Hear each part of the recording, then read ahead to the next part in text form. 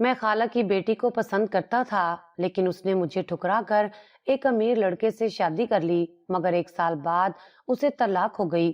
دل میں لگی آگ بجھانے کے لیے میں نے اس سے نکاح کر لیا۔ میں روز اسے مارتا کہ اس نے مجھے کیوں ٹھکرایا تھا۔ وہ چپ کر کے مار کھا لیتی، اس کے بعد سورت الرحمن کی تلاوت کرتی اور کہتی، اے اللہ مجھے انصاف دلا۔ ایک دن میں اس کی ٹانگ توڑنے لگا تو اس نے اونچی آواز میں سورت رحمان پڑھی تو میرا نام اسامہ ہے اور میں ایک کاروباری انسان تھا۔ میں نے جس گھر میں آنکھ کھولی وہ بھی ایک کاروباری گھر ہی تھا۔ میرے ابو کپڑے کا کام کیا کرتے تھے اور اچھے خاصے امیر تاجر تھے۔ میں 3 بہنوں کا ایک ہی بھائی تھا اور تیسرے نمبر پہ تھا۔ مجھ سے چھوٹی ایک بہن تھی، جبکہ 2 بہنیں مجھ سے بڑی تھیں جن کی شادی ہو چکی تھی۔ بچپن سے ہی مجھے لاڈ اور پیار ملا۔ ابا جی مجھ میں اور بہنوں میں فرق نہیں کرتے تھے، لیکن امی بہنوں سے زیادہ میرے لاڈ اٹھاتی تھیں۔ میں نے جیسے تیسے میٹرک کیا اور اس کے بعد کاروبار میں اپنے ابا کا ہاتھ بٹانے لگا۔ آہستہ آہستہ دکان کو ترقی دی اور ایک نئی دکان بھی کھول لی۔ میری ایک کزن جو میری خالہ کی بیٹی تھی مجھے بچپن ہی سے بہت پسند تھی۔ اس کا نام سحر تھا۔ وہ اپنے نام کی طرح ہی اپنی شخصیت میں ایک عجیب قسم کا سحر رکھتی تھی۔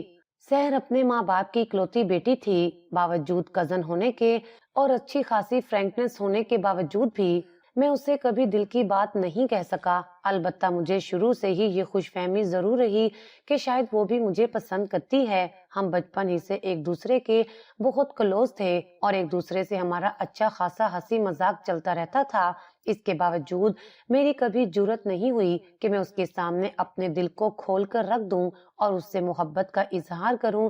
مجھے یوں لگتا تھا کہ اگر اس نے مجھے ٹھکرا دیا تو شاید میرے لیے قابل برداشت نہیں ہوگا، اس لیے میں ایک طرفہ محبت کو اپنے دل میں دبائے رہا اور اس کا نتیجہ مجھے جلد ہی بھگتنا بھی پڑا۔ وقت گزرتا گیا اور میں 25 سال کا ہو گیا۔ اب میرے ماں باپ کو میری شادی کی فکر تھی۔ اس کے لیے امی نے کئی رشتے دیکھے، لیکن میں ہر رشتے میں کوئی نہ کوئی خرابی یا عذر پیش کر دیتا، کیونکہ میں صرف سحر سے ہی شادی کرنا چاہتا تھا۔ لیکن مجھے سمجھ نہیں آتا تھا کہ میں امی سے یا ابو سے یہ بات کیسے کہوں۔ اسی اڈھیر پن میں وقت میرے ہاتھ سے نکل گیا۔ ایک دن جب میں دکان سے گھر واپس آیا تو بڑی بہن نے خوشی خوشی میرے سامنے مٹھائی پیش کی۔ میں نے حیران ہوتے ہوئے پوچھا کہ یہ کس چیز کی مٹھائی ہے، اور یہ پوچھتے ہوئے برفی کا ایک ٹکڑا اٹھا کر منہ میں رکھ لیا۔ بہن کہنے لگی، یہ مٹھائی خالہ نے بھیجی ہے کیونکہ سحر کا رشتہ پکا ہو گیا ہے اور 2 ماہ بعد اس کی شادی کی تاریخ رکھ دی ہے۔ یہ سنتے ہی برفی کا وہ ٹکڑا گویا میرے حلق میں پھنس گیا اور مجھے یوں معلوم ہونے لگا جیسے سحر نے میرے ساتھ بے وفائی کی ہے۔ حالانکہ میری محبت صرف یک طرفہ احساس تھا جس کا ذکر میں نے کبھی سحر سے کیا ہی نہیں تھا، اور اس بیچاری کو میری محبت اور میرے دلی جذبات کے بارے میں خبر ہی نہیں تھی۔ اس سب کے باوجود میں سحر کو قصوروار سمجھنے لگا اور میرے دل میں سحر کے لیے بدگمانیاں پیدا ہونے لگیں۔ میں اپنی بزدلی اور کم ہمتی کا ذمہ دار سحر کو سمجھنے لگا اور سوچنے لگا کہ سحر نے میرے ساتھ ایسا کیوں کیا۔ میں نے بہت کوشش کی کہ 2 ماہ میں کسی طرح سے ایسے حالات پیدا کر سکوں کہ سحر کا یہ رشتہ ٹوٹ جائے اور اس کی شادی نہ ہو، لیکن میں اپنی دلی کمزوری اور کم ہمتی کے باعث ایسا کچھ نہیں کر سکا، اور آخر کار سحر کی شادی کا دن آ پہنچا۔ اس قریبی رشتے کی وجہ سے مجھے بھی شادی میں شرکت کرنا پڑی اور اس کے رخصت ہونے کا منظر اپنی آنکھوں سے ہی دیکھنا پڑا۔ وہ وقت مجھے سانپ بن کر ڈس رہا تھا کہ جب سحر اپنے دلہا کے ساتھ سٹیج پر بیٹھی تھی۔ اس کا خامد خاصا خوش شکل لیکن چہرے اور آنکھوں سے کچھ سخت گیر قسم کا انسان معلوم ہوتا تھا۔ میں دل ہی دل میں سحر کو بددعائیں دے رہا تھا اور میرا غصہ سحر کے لیے بڑھتا جا رہا تھا۔ اس وقت تو مجھے اس بات کا احساس نہیں ہوا، لیکن اب سوچتا ہوں کہ میں شاید نفسیاتی مریض ہی بن گیا تھا جو اپنی بزدلی اور کم ہمتی کا ذمہ دار سحر کو مان کر سحر کو سزا دینا چاہتا تھا۔ آخر کار سحر اپنے دلہا کے ساتھ رخصت ہو گئی اور میں اپنے دل میں پلتے ہوئے انتقام کے جذبات کو بھڑکاتے ہوئے گھر لوٹ آیا۔ وقت گزرتا گیا اور سحر کے لیے میرے دل میں کینہ اور بغض بھی بڑھتا چلا گیا۔ میں پوری کوشش کرتا کہ کسی طرح سے اس کے خاوند سے ملاقات کر سکوں اور اس کو کچھ ایسی باتیں کہہ سکوں کہ جس سے اس کا دل سحر کے لیے بدگمان ہو جائے، لیکن مجھے ایسا موقع ہی نہیں ملتا تھا کیونکہ اس سے ملاقات سب کے سامنے ہی ہوتی، اور وہ بھی عجیب سرد مہر قسم کا آدمی تھا جو کسی سے زیادہ گھلتا ملتا نہیں تھا۔ سحر کی شادی کو 4 ماہ گزر گئے تھے جب اچانک خبر ملی کہ سحر ناراض ہو کر گھر آ گئی ہے۔ میرے دل کو بہت خوشی محسوس ہوئی اور میں بھی اپنے دل کی تسلی اور نفس کے چسکے کے لیے امی کے ساتھ ہی سحر کے گھر چلا گیا۔ وہاں جا کر معلوم ہوا کہ اس کا شوہر بے حد شکی مزاج ہے اور صرف شک کی بنیاد پہ ہی سحر کو مارتا پیٹتا رہتا ہے۔ یہی نہیں بلکہ سحر کی ساس بھی کچھ اسی طرح کی عورت تھی جو بیٹے کی اس ذہنیت کا فائدہ اٹھاتے ہوئے سحر کو ذلیل کروانے کا کوئی موقع ہاتھ سے نہیں جانے دیتی تھی۔ اپنی بہن کی بیٹی کی یہ حالات دیکھتے ہوئے میری امی بہت زیادہ دکھی ہوئی، مگر میرے دل میں تو لڈو پھوٹ رہے تھے اور میں سحر کی طرف طنزیہ نظروں سے دیکھ رہا تھا، جیسے اس پر ظلم ہونے سے میرے دل کو بہت خوشی محسوس ہو رہی ہو۔ محبت کا وہ جذبہ جو میں کبھی سحر کے لیے محسوس کیا کرتا تھا اب نفرت اور انتقام کا ایک بے پناہ جذبہ بن چکا تھا۔ اس کے آگے تمام اقدار، اخلاقیات اور انسانیت ختم ہو گئی تھی۔ کچھ دن بعد سحر واپس اپنے سسرال چلی گئی، لیکن 2 ماہ گزرنے کے بعد ایک بار پھر سحر اپنے میکے واپس آ گئی۔ اس بار بھی وہی کیس تھا۔ جب ہم سحر کا پتہ کرنے اس کے گھر گئے اور اس کے چہرے پر نیل کے نشان تھے اور وہ بہت شدید بیمار بھی تھی، اسے دیکھ کر ایک بار تو میرا دل تڑپا اور محبت نے انگڑائی لی، لیکن دوسرے ہی لمحے میری نفسانی خواہش کا انتقام کا جذبہ سب پہ حاوی آ گیا اور میں اس کی حالت سے مزہ لینے لگا۔ میں نے دکھاوے کا ناٹک کرتے ہوئے سحر سے ہمدردی کا اظہار تو کیا، لیکن میں اندر ہی اندر شیطانی خوشی محسوس کر رہا تھا کہ اچھا ہوا جو سحر نے میری محبت کو ٹھکرایا تو اب اسے ان حالات سے گزرنا پڑ رہا ہے۔ وقت اسی طرح گزرتا چلا گیا اور سحر کے لیے زندگی مشکل سے مشکل تر ہو رہی تھی۔ آخر کار وہ دن بھی آیا جب انہی لڑائی جھگڑوں کی وجہ سے سحر کو طلاق ہو گئی اور وہ واپس اپنے میکے آ بیٹھی۔ یہ ہمارے پورے خاندان کے لیے ایک بہت بڑا جھٹکا تھا جس سے سب کو ہی گزرنا پڑا۔ اس سے پہلے ہمارے خاندان میں طلاق کا ایسا کوئی کیس نہیں ہوا تھا، لیکن شاید سحر کے نصیب ہی ایسے تھے۔ یہ کسی کو معلوم نہیں تھا کہ سحر کے لیے مشکلات کا سفر ابھی بھی ختم نہیں ہوا اور زندگی نے ابھی اس کے اور بھی بہت سارے امتحان لینے ہیں۔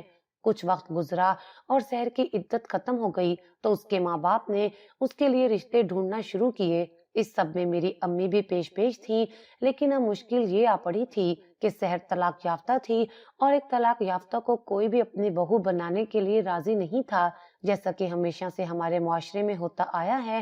اب سحر کے لیے جو رشتے مل رہے تھے وہ بڑی عمر کے بوڑھے مرد جو بچوں والے تھے یا جو رنڈوے تھے، اب اپنے بچوں کے لیے ایک نوکرانی چاہتے تھے۔ ایسے بھی رشتے آئے جو دوسری شادی کرنا چاہتے تھے، لیکن ان سب پہ سحر کی ماں مطمئن نہیں تھی اور نہ ہی میری امی ان پہ مطمئن تھی۔ امی اکثر اپنے بھانجی کے نصیب کے لیے سوچ سوچ کر رویا کرتی تھیں اور دعا کرتی تھیں کہ میری بیٹیوں کو ایسا وقت نہ دیکھنا پڑے۔ انہیں کیا معلوم تھا کہ ان کے گھر میں ہی سحر ایک بڑے امتحان سے گزرنے والی ہے۔ میں یہ سب مناظر بڑے شوق و دلچسپی سے دیکھ رہا تھا اور میرے ذہن میں مزید انتقام کی آرزو تھی۔ میں چاہتا تھا کہ سحر ایسے ہی کسی گھر میں دوبارہ بیاہ کر جائے جہاں پہ اس کی مشکلات کا سفر ساری زندگی ختم نہ ہو۔ انہی دنوں میرا ذہن ایسے ہی شیطانی جذبات کی جگہ بن چکا تھا، اس لیے میں نے اپنے بڑے ہی گہرے اور قریبی دوست سے اپنے خیالات کا اظہار کیا۔ اس نے بھی روایتی مردوں کی فطرت کا ثبوت دیا اور کہنے لگا کہ تم ٹھیک کہہ رہے ہو، اسے گھر میں تم جیسا ایک آپشن میسر تھا تو اسے تمہاری طرف ہی آنا چاہیے تھا۔ دوست نے بھی قطعاً مجھے سمجھانے کی کوشش نہیں کی، جس کی وجہ سے میں مزید اس دلدل میں دھستا چلا گیا۔ شب و روز یوں ہی گزرتے چلے جا رہے تھے اور سحر کی طلاق ہوئے 2 سال بیت گئے تھے۔ ایک دن اسی موضوع پہ میں اپنے دوست سے بات کر رہا تھا کہ اس نے ایک دم چونک کر کہا کہ اسامہ، تم سحر سے شادی کیوں نہیں کر لیتے؟ اگر وہ کہیں اور گئی تو ہو سکتا ہے اسے دوبارہ طلاق ہو جائے اور اس کی جان چھوٹ جائے، لیکن اگر تم اس سے شادی کر لو گے تو پھر تم تو اسے طلاق نہیں دو گے اور تم پھر دوسری شادی بھی کر سکتے ہو۔ اچھا خاصا چلتا ہوا کاروبار ہے اور تم سحر کو ساری زندگی اپنے قبضے میں رکھ سکتے ہو اور اس سے جیسے چاہے انتقام لے سکتے ہو۔ اس کی بات سن کر میں بھی چونک پڑا۔ آئیڈیا تو بہت ہی زبردست ہے اور اس سے میرے شیطانی جذبات کی پوری تسکین ہو سکتی تھی۔ میں سحر کو پا بھی سکتا تھا اور اس کو रोंद कर उसे सजा भी दे सकता था। मैंने अपने दोस्त से कहा कि यार आइडिया तो बुरा नहीं है, लेकिन मेरे घर वाले शायद ही माने क्योंकि सहर अब एक मुतलका लड़की है। दोस्त कहने लगा कि यार तुम भी कमाल करते हो, तुम्हारे घर वाले तो फौरन मान जाएंगे। मैंने चौंक कर पूछा कि वो कैसे? तो कहने लगा कि यार देखो, तुम्हारे अब्बू तुम्हारी अम्मी से बहुत प्यार करते हैं और तुम्हारी अम्मी अपनी भांजी के लिए बेहद फिक्रमंद रहती हैं, क्योंकि वो भी अपनी भांजी से बहुत ज्यादा प्यार करती हैं। आखिर सहर अपने माँ बाप की इकलौती औलाद है और इसी वजह से तुम्हारी अम्मी की भी लाडली है। रह गई तुम्हारी बहनें, तो तुम्हारी बहनें शायद थोड़ी बहुत मजामत करेंगी, लेकिन तुम्हारी अम्मी अपनी भांजी की मोहब्बत में तुम्हारा पूरा साथ देंगी। दोस्त की बात सुनकर मैं बड़ा खुश हुआ और उससे कहा कि यार क्या शैतानी दिमाग पाया है, ऐसा जबरदस्त आइडिया मुझे पहले क्यों नहीं सूझा। और सहर 2 साल आराम से घर में बैठी रही, वरना मैं उसके ये 2 साल भी उसके लिए जहन्नुम बना देता। दोस्त ने हंसते हुए बोला कि चल यार, अब तो आइडिया आ ही गया है, तो अब तू उस पे अमल करना शुरू कर। मैंने कहा चल ठीक है, मैं देखता हूँ। अब मेरे लिए मुश्किल ये थी कि मैं अपनी अम्मी से कैसे बात करूं, क्योंकि अपनी इसी फितरत, झिझक और कम हिम्मती की वजह से एक बार पहले भी सहर को खो चुका था। लेकिन अब की बार फर्क ये था कि पहले मेरे दिल में मोहब्बत के जज्बात थे और अब फकत नफरत और इंतकाम का आतिश फिशां था। इस नफरत और इंतकाम ने मुझे शैतानी आइडिया समझाना शुरू कर दिए। मैंने आहिस्ता आहिस्ता सहर के मामले में दिलचस्पी लेना शुरू कर दी और अम्मी के सामने अक्सर ये कहना शुरू कर दिया कि सहर जैसे नसीब तो किसी के ना हो, और सहर से हमदर्दी करने लगा। अम्मी भी मेरी बात सुनकर जज्बाती हो जाती और कहती कि काश मेरे बस में कुछ होता तो मैं जरूर करती। इसी तरह से अम्मी का जहन बनाते और अपनी हमदर्दी जताते हुए कुछ दिन गुजर गए। आखिरकार 3 हफ्तों की इस ड्रामाबाजी के बाद मैंने एक दिन अम्मी से कहा कि अम्मी एक बात कहूँ, अगर आप बुरा ना माने।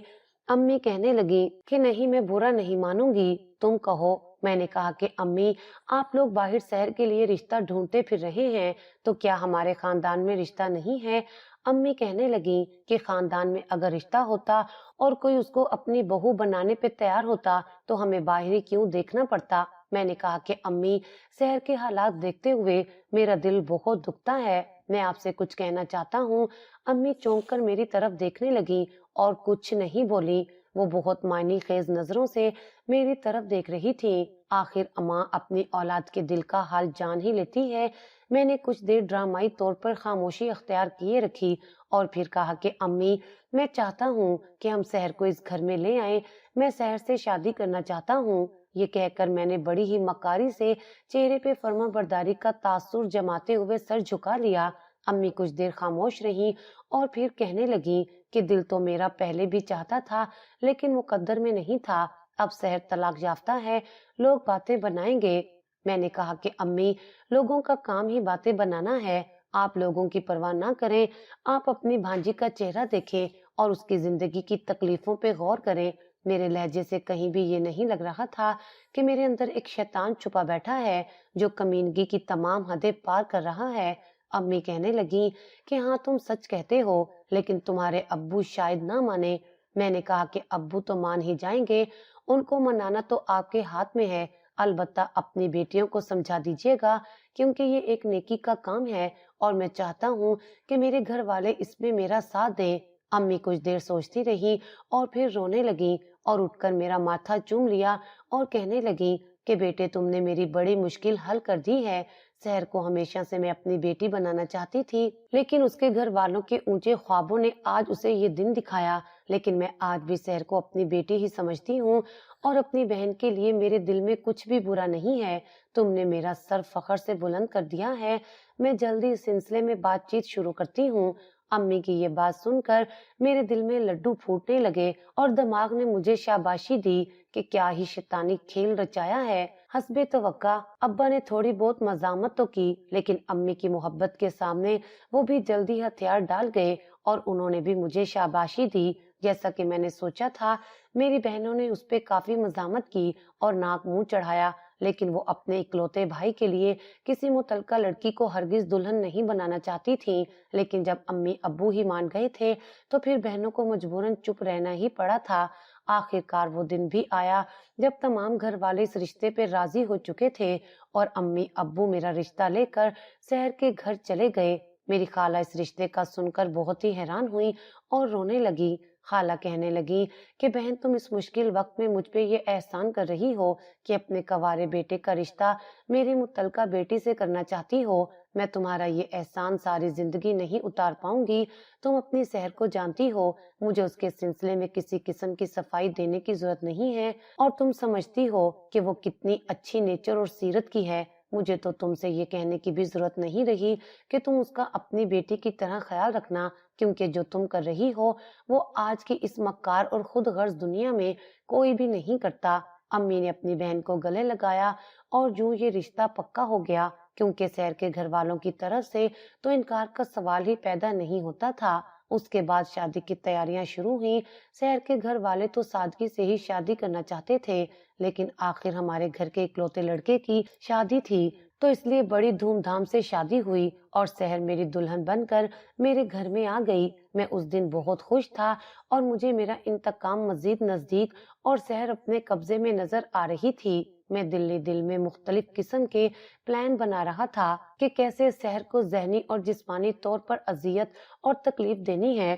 میرا ذہن اور دل مکمل طور پہ شیطان کے قبضے میں چلا گیا تھا اور میرے دل سے شہر کے لیے محبت بالکل ہی ختم ہو گئی تھی۔ تمام فنکشنز کے بعد جب شہر رخصت ہو کر ہمارے گھر آئی اور میں کمرے میں گیا تو میں پہلی رات کے لیے بھی ایک منصوبہ بنا چکا تھا۔ جب میں کمرے میں داخل ہوا تو میں نے دیکھا کہ شہر سجی سنوری گھونگھٹ نکالے بیڈ پہ بیٹھی ہے۔ میں اس کے سامنے جا کر بیٹھا اور بڑی ہی نرمی سے اس سے بات شروع کی اور کہا کہ کیسی ہو شہر؟ وہ شرماتی رہی لیکن اس نے کوئی جواب نہیں دیا۔ میں اس کی کیفیت سمجھ رہا تھا کہ ایک ناکام شادی کے تجربے کے بعد اس کے دل میں کیسے کیسے وسوسے اور خدشات انگڑائی لے رہے ہوں گے اور وہ سوچ رہی ہوگی کہ میں اس کو قبول کروں گا یا نہیں۔ تھوڑی دیر تک میرے بار بار پوچھنے پہ اس نے بات چیت کرنا شروع کی، لیکن اس کے اندر ابھی بھی جھجک تھی۔ یوں ہی بات کرتے کرتے ایک دم میں نے اس سے کہا کہ تم اتنی اداس کیوں ہو؟ تمہیں اپنا پہلا شوہر تو یاد نہیں آ رہا؟ میری یہ بات سنتے ہی شہر نے ایک دم میری طرف ایسے دیکھا کہ جیسے کسی نے اس کی پوری زندگی کی متاع چھین لی ہو۔ اس کی آنکھوں میں یقین کی کرچیاں چبھ رہی تھیں اور اس کے گالوں سے آنسو بہ رہے تھے۔ اس نے کوئی جواب دیے بغیر نظریں جھکا لیں اور میں بھی اپنے منصوبے پہ خوش ہوتا ہوا اتنے پہ ہی اکتفا کر گیا۔ یہی نہیں بلکہ اس رات میں نے جسمانی طور پہ بھی اسے اذیت دینے کا کوئی موقع ہاتھ سے جانے نہیں دیا۔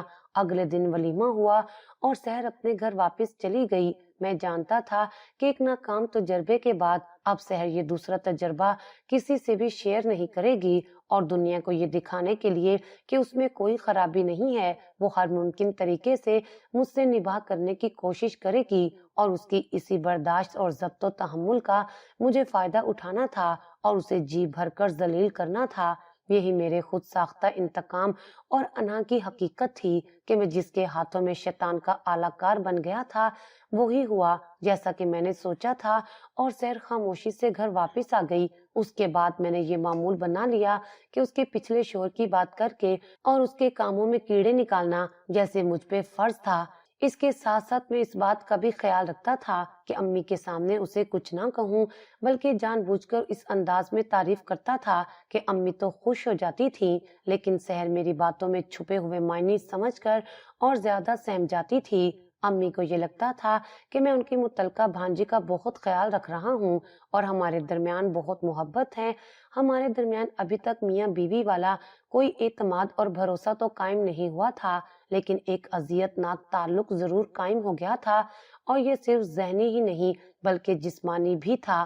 میں ہر لحاظ سے شہر کو ٹارچر کرنے کا کوئی موقع ہاتھ سے جانے نہیں دیتا تھا، اور اس اللہ کی بندی میں بھی اللہ جانے کتنا صبر اور برداشت تھا کہ اس نے کبھی بھی پلٹ کر کوئی جواب نہیں دیا تھا، لیکن اس کی آنکھوں میں تیرتے ہوئے آنسو میرے دل میں کمینی سی ٹھنڈ ڈال دیتے تھے اور مجھے یوں لگتا تھا جیسے میں نے کوئی بہت بڑی فتح حاصل کر لی ہو۔ میرا کردار کس قدر گرتا جا رہا تھا اس کا مجھے اندازہ ہی نہیں تھا۔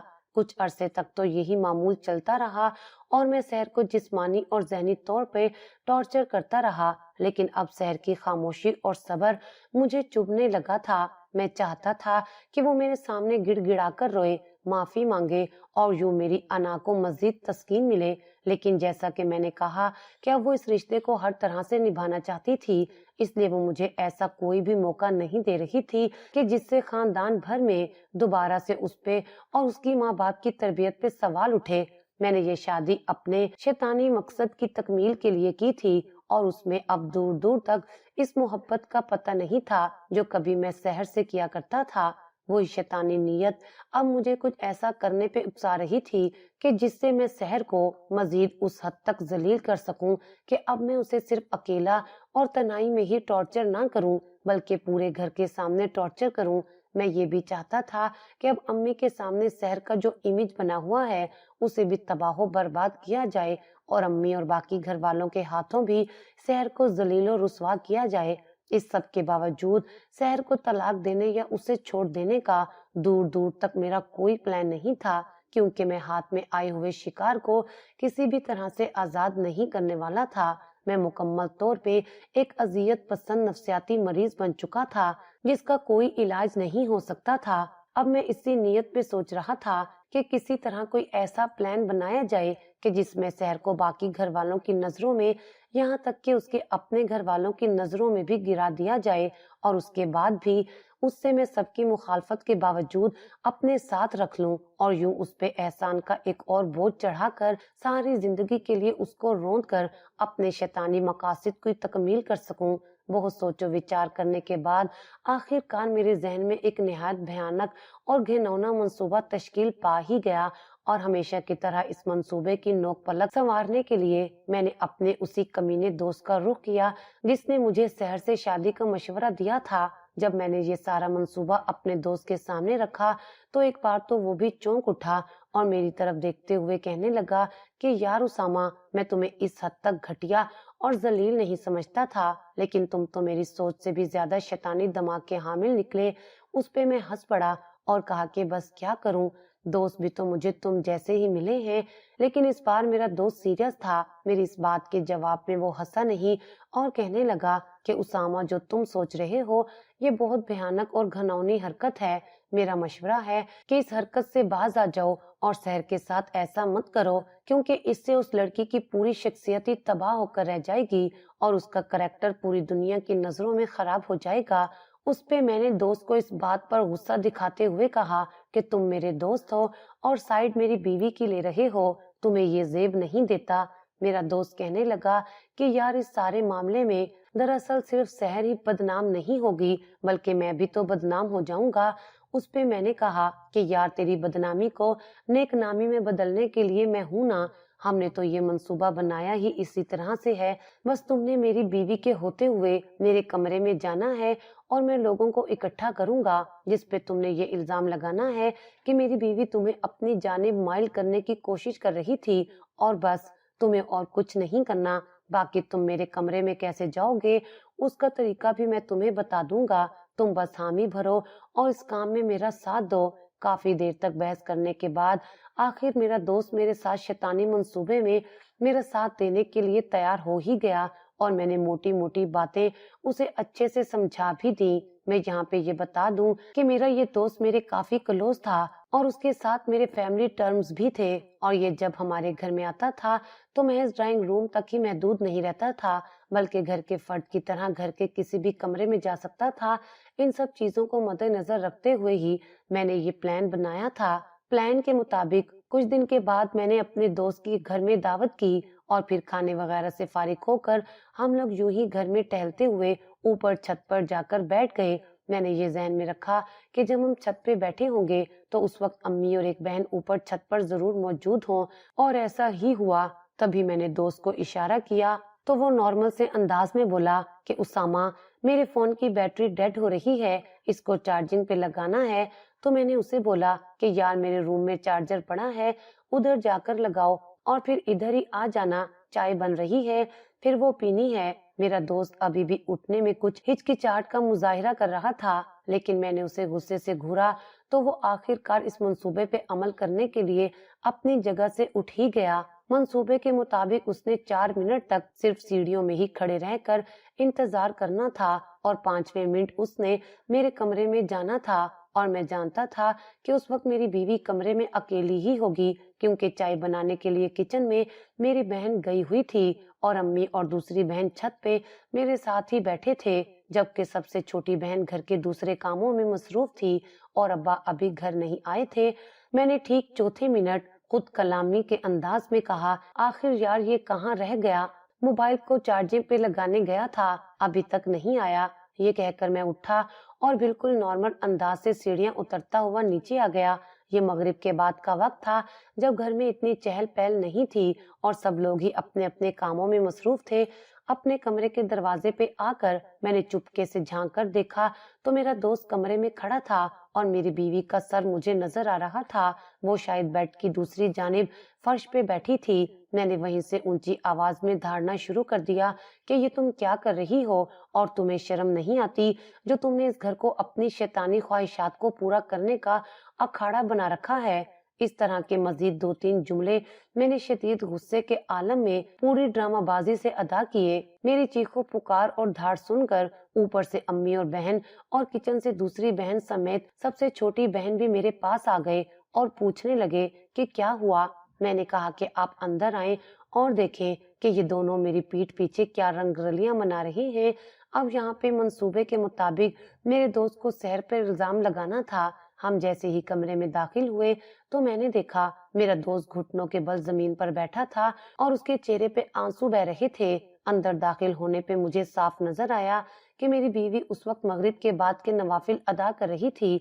अब वो दुआ मांगने में मसरूफ थी। जब मैंने धाड़ मचाई तो अब वो चौंक कर हमारी तरफ देख रही थी। मेरे लगाए हुए इल्जामात सुनकर वो उस वक्त शदीद सदमे की कैफियत में थी। इससे पहले कि मैं कुछ और बोलता, मेरा दोस्त उठा और उसने मेरे मुंह पे एक तमाचा रसीद किया और कहने लगा कि आंटी, ये सब शैतानियत आपके बेटे की फैलाई हुई है और हाँ, मैं मानता हूँ कि किसी हद तक मैं भी इस सब में हिस्सेदार हूँ। ये कहकर उसने सहर की शादी के प्लान से लेकर अब तक की सारी बात खोलकर बता दी। उसकी इन बातों पे मुझे बहुत गुस्सा आया और मैंने मुकरना चाहा और उससे कहा कि तुम्हारे पास इन सब चीजों का क्या सबूत है? तुम अपने आप को बचाने के लिए मुझ पर झूठा इल्जाम लगा रहे हो। तो उसने जेब से मोबाइल निकालकर ऑडियो रिकॉर्डिंग चला दी, जिसमें हमारी कल की गुफ्तगू रिकॉर्ड शुदा थी।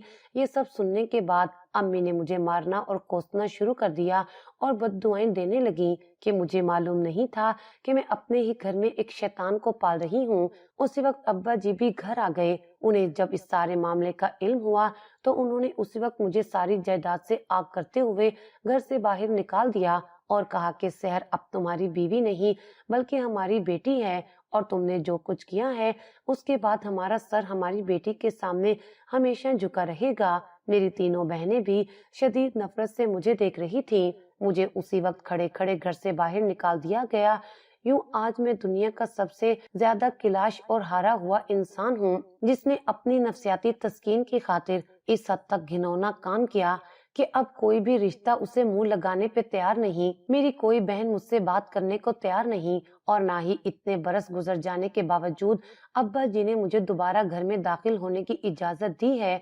मेरे अपने सगे मुझसे शदीद नफरत करते हैं। जब मैंने बाद में अपने दोस्त से उसकी वजह पूछी तो उसने मुझे बताया कि जब कमरे में दाखिल हुआ तो सहर दुआ मांगते हुए रो रो कर अल्लाह से शिकवा कर रही थी और तुम्हारी शिकायत कर रही थी, तो मेरा ज़मीर जाग गया। बाकी रिकॉर्डिंग तो मैंने अपनी हिफाजत के लिए की थी कि अगर तुम मुकर जाओ तो मैं अपना दिफा कर सकूं, लेकिन सहर को गिड़गिड़ाते देखकर मुझे एहसास हुआ कि मैं किस किस्म के शैतानी काम में तुम्हारे साथ मुलविस रहा।